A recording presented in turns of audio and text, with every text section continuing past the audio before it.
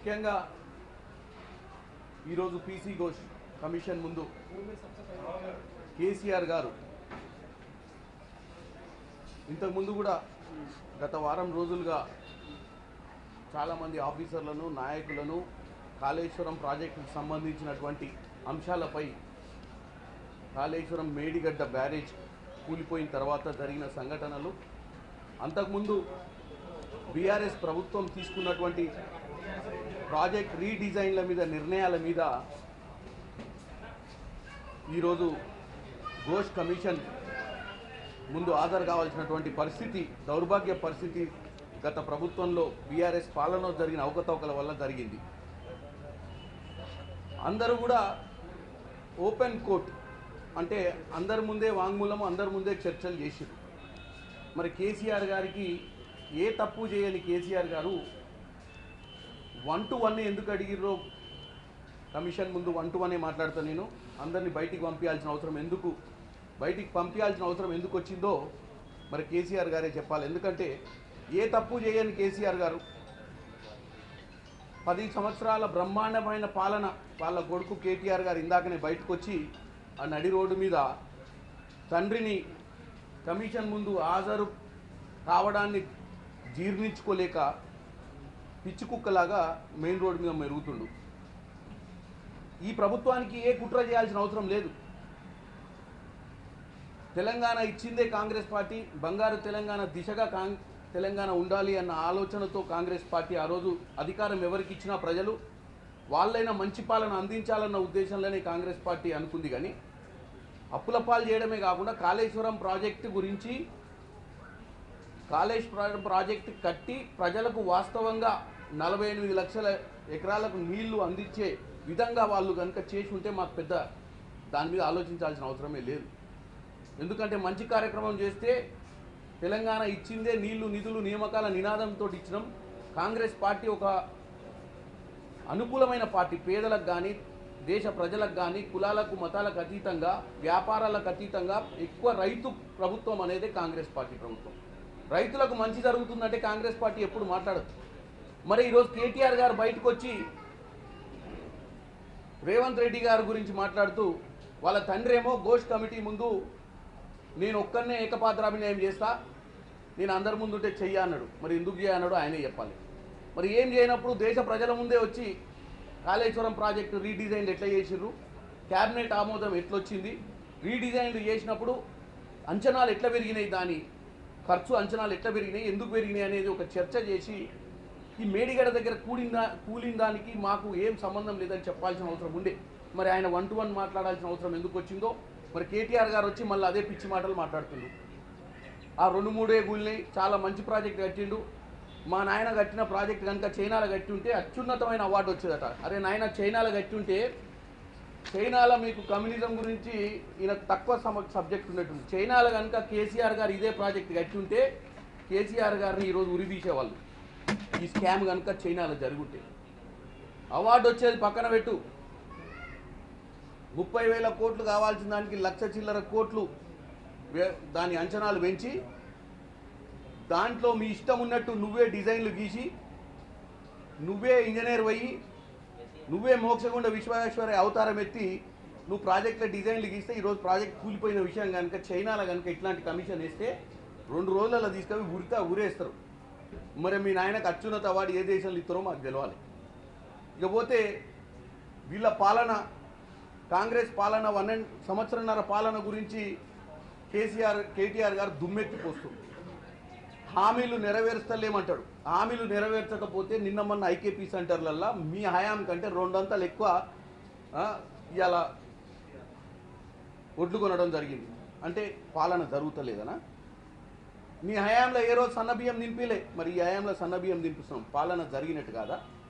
అంటే నీకు ఎంతకాలము అధికారం కోల్పోయినామన్న బాధ, దాంతోపాటు మీరు దోసుకున్న విషయం ప్రపంచం అంతా చూస్తుందని కమిషన్ల ముందు నువ్వు మీ బావ మీ నాయన అటెండ్ అయితే తట్టుకోలేని పరిస్థితి నీది.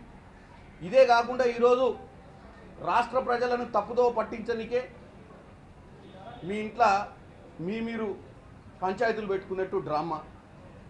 రాష్ట్ర సమస్యల మీద రాష్ట్రంలో బ్రహ్మాండమైన పథకాలు, రాష్ట్రంలో ఇంద్రమ్మ ఇల్లులు, రాష్ట్రంలో సన్నబియ్యం, రాష్ట్రంలో భూభారతి, మీరు చేసినటువంటి ధరణి గతంలో చేసినటువంటి అవకతవకల్ని కప్పిపించే భూభారతి, ఇవన్నీ వస్తుంటే ప్రజలను డైవర్షన్ పాలిటిక్స్ చేసే విధానం మీ కుటుంబ సభ్యులు చేస్తున్నారు.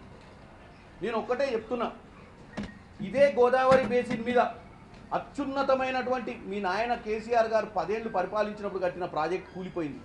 మరి గతంలో 1931లో అదే గోదావరి జిల్లాల మీద నిజాం సాగర్ కట్టిరు, 1958లో ఖడెం కట్టిరు, 1985లో లోవర్ మానేరు అప్పర్ మానేరు కట్టిరు, 1980లో సింగూరు డ్యామ్ కట్టిరు. మరి ఇవన్నీ కూడా గోదావరి జలాల మీద కట్టినాయి. మరి మీరు కట్టినదే ఒక్కటే ఎందుకు కుంగిపోయింది? ఈరోజు దానికనే కమిషన్ ఏర్పడ్డది. ఈ కమిషన్ తెలంగాణ ప్రభుత్వం మీ మీద కక్ష సాధింపు చర్యల కోసం తీసుకొచ్చిన కమిషన్ కాదు, మీరు కకృతి పడి తిన్న కమిషన్ల కారణంగా వచ్చిన కమిషన్ ఇది. మీరు ఆ రోజు కకృతి పడకుంటే ఈరోజు మీ నాయనకు అత్యున్నత పదవి ఏమంటారు భారత రత్న కావాలన్నా ఏం కావాలన్నా కోరుకోవాలన్న మీ ఆశ ఉంటే ఆ రోజు కమిషన్లకు కకృతి పడేది లేకుండే. బంగారు తెలంగాణ చేయాలన్న దిశగా మీరు ఆలోచించుంటే ఇలా ఈ దౌర్భాగ్య పరిస్థితి ఎందుకు వచ్చేది? ఇలా ఘోష్ కమిటీ ఎందుకు వచ్చేది? కమిషన్లు ఎందుకు వేసేటోళ్ళు? ఎందుకు ఈ రాష్ట్రం అంతా మీ వైపు చూసేది? ఎందుకు మిమ్మల్ని ప్రజలు అధికారంలో నుంచి బయటికి పంపించేవాళ్ళు? మూడోసారి ముచ్చటకు అధికారంలోనే ఉండేటోళ్ళు కదా. సో ప్రజలు మిమ్మల్ని తిరస్కరించారు. మీరు చేసినటువంటి దౌర్జన్యాలకు కమిషన్లు ఏర్పాటు చేయడం జరుగుతుంది. ఇవన్నీ జరుగుతుంటే నువ్వు నడి రోడ్డు మీద వచ్చి ఇప్పుడున్న ముఖ్యమంత్రిని తిట్టడం తప్ప, ఇప్పుడు ముఖ్యమంత్రి చిల్లరగాడని, ముఖ్యమంత్రికి గతంలో ముఖ్యమంత్రి గురించి ఏదో తెలియని విషయాలు మాట్లాడుకుంటారు కావచ్చు. ముఖ్యమంత్రి కూడా సామాన్యుడే. ముఖ్యమంత్రి ఏం పుట్టంగానే ముఖ్యమంత్రి కాదు, మీ నాయన కూడా పుట్టంగానే మహానాయకుడు కాదు. తెలంగాణ ప్రజలు ఓటు ఎత్తనే ఎవడైనా ముఖ్యమంత్రి అవుతాడు, ఎవడైనా ఎమ్మెల్యే అవుతాడు, ఎవడైనా ఎంపీ అవుతాడు. అంత మాత్రాన మనం భారతదేశంలో ప్రపంచంలో మనకంటే పెద్ద టాలెస్ట్ లీడర్ లేడని ఫీల్ కావాల్సిన అవసరం లేదు. ఇలా చామల కిరణ్ కుమార్ రెడ్డి కూడా member of parliament first time అయ్యిండు. నేను కూడా సామాన్య కుటుంబం నుంచి వచ్చిన, నేను మంచిగా పాలిస్తే నాకు మంచి పేరు వస్తుంది, లేకపోతే వచ్చే ఎన్నికలలో తరిమి కొడతారు ప్రజలు. కాబట్టి పరిపాలించేటప్పుడు మాటలకే పరిమితం కావద్దు. నిజంగానే 3 గుళ్ళినాయి 4 గుళ్ళినాయి, అరే ఇప్పటికీ నాకు డౌట్ వస్తుంది, ఈ చిల్లర కాంగ్రెస్ వాళ్ళు ఏదో చేసిర్రంటావు. ఏమన్నా బుద్ధి ఉందా? నువ్వు అధికారంలో ఉన్నప్పుడు కుంగినటువంటి మేడిగడ్డ బ్యారేజ్ పిల్లర్లు నీ అధికారంలో 10 కిలోమీటర్ల దాకా ఎవరిని పోనీలేదు. నువ్వు పోలీసులను పెట్టి మీడియాను పోనీ ఎవరిని పోనీయకపోతే ఆ బ్యారేజ్ దగ్గర. మరి అక్కడ కాంగ్రెస్ పార్టీ వాళ్ళు పోయి ఏదో కుట్ర చేసిరని చెప్పడంలా ఏమన్నా అర్థం ఉందా కేటీఆర్? నువ్వేదో కేసు పెట్టించినావు కదా అక్కడ ఇంజనీర్ తోటి, దాని మీదనే మరి ఎంక్వైరీ ఏమని మొన్న కూడా చెప్పిన, సిబిఐ ఎంక్వైరీ అడుగు, నువ్వే అడుగు. మేము అధికారంలో ఉన్నప్పుడు కాంగ్రెస్ పార్టీ ఏదో కుట్ర చేసి తెలంగాణ ప్రజల్ని తప్పుదో పట్టించి వాళ్ళు ఓట్లు తీసుకురు అనేదే కదా నీ ఆలోచన. మొన్ననే చెప్పినాం, ఒకవేళ ఏదైనా కుట్ర చేస్తే అట్ట కుంగదు, పలుగుద్ది. అది కూడా తెలియదా? కుంగిందంటే కింద బేసు సరిగ్గా కట్టలేదని. నేను ఇప్పుడు చెప్పిన ప్రాజెక్టులన్నీ కూడా అదే బేస్ మీద కట్టినాయి. మరి అప్పుడు ఇంజనీర్లు కట్టిర్రు. ఇప్పటికి అప్పటికి డిఫరెన్స్ ఏందో తెలుసా?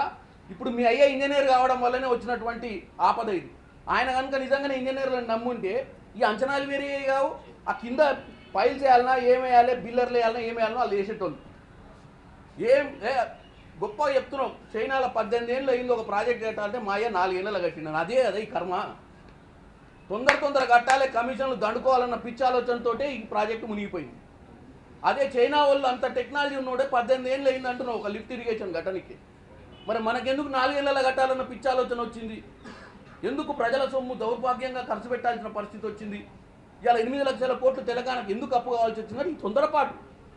ఎప్పుడైనా సెక్రటేరియట్కి వచ్చి అధికారులతో సమీక్ష చేసి ఉంటే, ఎప్పుడైనా సెక్రటేరియట్కి వచ్చి క్యాబినెట్ మంత్రులని నామమాత్రం పెట్టకుండా క్యాబినెట్ మంత్రుల ఆలోచనలు పరిగణనకు తీసుకొని ఉంటే, చీఫ్ ఇంజనీర్లను ఈఎన్సీలను కనుక పరిగణనకు తీసుకొని ఉంటే, ఎక్స్పర్ట్ గైడెన్స్ కోసం విదేశాల నుంచి ఎవరైనా ఇంక ఎక్స్పర్టైజ్డ్ ఐడియాస్ ఉన్న వాళ్ళని తీసుకొచ్చి ఇంత పెద్ద ప్రాజెక్ట్ కడుతున్నావు కాబట్టి ఐడియాస్ తీసుకుంటే బాగుండు. మీ నాయనే ఫామ్ హౌస్లో అనుకొని గీతలు గుంజడం వల్లనే ఈ దౌర్భాగ్య పరిస్థితి వచ్చింది. కాబట్టి కేటీఆర్ గారు, తెలంగాణ ప్రజలకు నువ్వు ఎన్ని ముచ్చట్లు చెప్పినా, రోజు తెలంగాణ చేస్తున్నటువంటి పథకాలను తప్పుదో పట్టించినట్టుగా మీరు ప్రయత్నం చేసిన ఈ కమిషన్లు ఇవన్నీ కాంగ్రెస్ పార్టీకి సంబంధం లేని కమిషన్లు.